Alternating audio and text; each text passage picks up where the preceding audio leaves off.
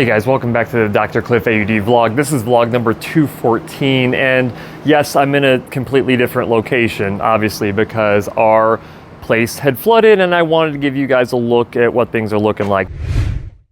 If you have not been following me on the DrCliffAuD Facebook page, let me bring you up to speed really quick because I've been posting a couple update videos over there. If you want to check those out on the day of that we had the flood, please go over there and check them out and follow the page while you're there. So this is our office this morning.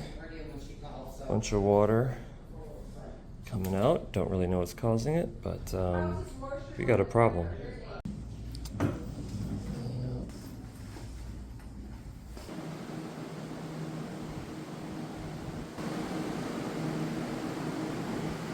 And there you go. That is the current state of the office. And tomorrow, like I said, I'll give you a tour of the new space. The unit that's right next to us, which is over here, it's an accounting firm. They had a water heater that essentially sprung a leak on Sunday evening of last week, as of when I'm recording this. And our cleaning crew actually called us because they come in on Sunday evening to clean the space. And they said that they left a message saying that they couldn't clean it because there's water everywhere. And unfortunately, that came through at about 10 at night. We went to bed at about 9:30 that evening, so we didn't get it till about 5 in the morning when we were getting up and getting ready to come into work. And so unfortunately, it had run all night, and they didn't actually call a property manager, which is what they're supposed to do if they identify something like that. So essentially, water was running into our unit from our neighbor unit all evening. So when we get there in the morning, and I'll show you guys a little bit of footage with that, we get there and there's essentially water everywhere. Our property management company was able to get a hold of the crew that they typically use to come do water removal. So they got out pretty early. I want to say maybe like 7:30, 8 o'clock in the morning to start getting the water out. But of course the damage had already been done. And then they put a bunch of fans in and stuff like that. It's about a week after. It's pretty dry at this point. We'll have more information about how much damage was done on tomorrow, basically, from when I'm recording this, and I'll give you guys another vlog update next week, so make sure that you are subscribed to the channel with notifications turned on. But nevertheless, I'm going to walk you through the space, just kind of let you see what the damage was, and then I'll kind of share some thoughts about what's potentially going to happen with the space from a rehab standpoint, and I'll show you our new space that we were able to lock up here. But let me go ahead and take you in. Let me flip the camera around. And I apologize, it is loud in there, and hopefully the lapel mic will help. So this whole wall is pretty much what got the worst of it. The water heater for the other unit over here is on the other side of the manager's office. So the manager's office got probably the worst of it. But you can see that we pulled off the baseboards and drilled holes to try to dry things out. And then you got about 1 million fans in here. Water went about halfway through, so let's head in through the hallway here. You can see the baseboards have been pretty much pulled off, bunch of fans. Front office area, that was completely damaged, part of the cabinets, but we got that removed. I'm not sure if any of these sustained any damage. I believe that one did. They may have to try to replace that one, and if they have to replace that one, then they basically have to replace all of them. So that would be a big issue because we're not sure if that countertop will break if they lift it to swap out the cabinets. So I guess we'll see. Back here, manager's office, they're pulling out all of these tomorrow. So hopefully they can do it without breaking the countertop, and hopefully they don't identify any damage behind those cabinets. And then of course you can see baseboards pulled out all the way around. We think that's probably gonna have some damage on it as well. Upper cabinets are good though. But here's the thing, if they have to replace these, they don't make this color anymore, and so they'll have to replace all these as well. All right, this is the provider office that got the worst of it. This is Dr. Balderas' office. Water came in pretty much halfway into the room here. And bad thing is that there's a ton of insulation, and these walls are basically double insulated. So if they measure moisture there, we're gonna have to cut that out and essentially redo it. But hopefully everything's okay from here. Some of the furniture was permanently damaged in there, so we'll have to order some more furniture. Bathrooms, you know, got it pretty bad, but that wall turned out to be okay, hopefully, so we don't have to replace the tile. Same thing over here. And here, this room was just that wall. And again, there's a double insulation in there for soundproofing. So we'll see if that ended up soaking up a bunch of water and causing damage and potential mold. This is my office. This office was relatively unscathed except for maybe the very entryway right here. We're hoping that these are okay. There's actually wood underneath that metal, and we're hoping that that doesn't swell and cause issue with the metal there in the glass. This right here is our sound booth room. We were fortunately able to save the sound booth, but the room got it pretty bad. This is the room that was not affected whatsoever, so we actually left all the stuff in here. I actually tested someone in here last week with all the fans going in the office here. And then back here, the break area.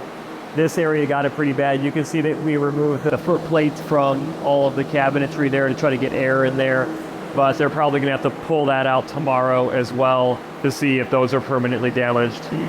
And then the work area back here was unaffected, but we did move everything out in order to have all that stuff over at the new space so we could actually use it. So that's the tour of this particular space. Let me take you back across to show you the new space that we happen to be able to get into. So let me just get up there here really quick. It's so loud in here. You had to spend all day in here, it'd drive you crazy. Not to mention, there might be mold growing. I don't know. They'll have to test for that.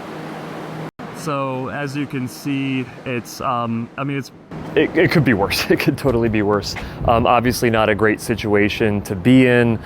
We had to temporarily relocate. The good news is that literally the day of the flood, we were able to lock up a lease for 30 days in the unit literally right across from us over here. So you can see we now occupy this space. This was old insurance agency. We actually know the owners of it, so they're basically helping us out. And I have the back door here open that we can walk in. So let me kind of give you guys a walkthrough of this space. And it's not ideal, but it is absolutely grateful that we had this available. So we had to stick one of our front office staff back here in the corner. That's our shred bin. It actually got damaged. We'll have to contact them and see what to do about that. But basically got a temporary break room here that we actually have to walk patients through, which isn't ideal. And we have a treatment room in here set up, but it also happens to be the same room as the sound booth, which we thankfully were able to salvage out of there. That could have been a really bad circumstance because it takes about 6 to 12 weeks to get a new sound booth. So I'm glad that we were able to preserve that. Got our little audiology assistant workstation back here. And it kind of continues on through here. Everything's just in a weird spot because, you know, we designed our clinic perfectly for our needs and we're just kind of making do over here. That's our bathroom, like the staff bathroom. Pretty basic. Floor's a little slippery. I don't like walking patients back here on this floor, but it is what it is. This is kind of like a midway point station. So we've kind of set it up with both personal items and then we also have hearing aid supplies and stock hearing aids and all of that. We've got our fridge right in the middle of everything over here. And then we have a, I don't know, decent sized room, a lot smaller than what we're used to as a treatment room. It works, but notice how those shades actually go all the way through the wall there. They didn't build the wall all the way to the window. And so the sound carryover from room to room is horrible. So we basically can't use this room as a treatment room.